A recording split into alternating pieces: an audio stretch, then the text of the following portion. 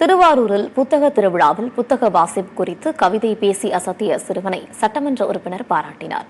திருவாரூரில் 10 நாட்களாக நடைபெற்ற புத்தக திருவிழாவின் இறுதி நாள் நிகழ்ச்சி நேற்று இரவு நடைபெற்றது.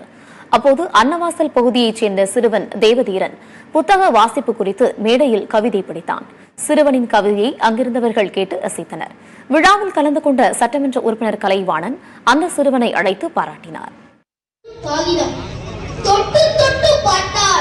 அது வெறும் காகிதம். தொடர்ந்து படித்தால் அதுவே வெற்றியின் ஆயுதம். தொடர்ந்து படித்தால் அதுவே வெற்றியின் ஆயுதம். கேட்பவருக்கு இனிக்கும் விதமான நம் பேச்சு இருக்க வேண்டும் என்றால் நாம் நிறைய படிக்க வேண்டும். நல்ல நல்ல புத்தகங்களை படிக்கும் வழக்கம் இருந்தால் நம்முடைய அறிவு விசாலமடையும், உலகம் புரியும். உள்ளத்தின் உணர்வுகளும் சொற்களும் பேச்சாய், கவிதையாய், கட்டுரையாய் வெளிப்படும். படிப்பாளிகள் மட்டும்தானே நல்ல படைப்பாளியாக ஆக முடியும். உள்ளத்தில் புதைந்திருக்கும் உணர்வுகளை வெளிப்படுத்த, நம் வாழ்க்கையை பண்படுத்த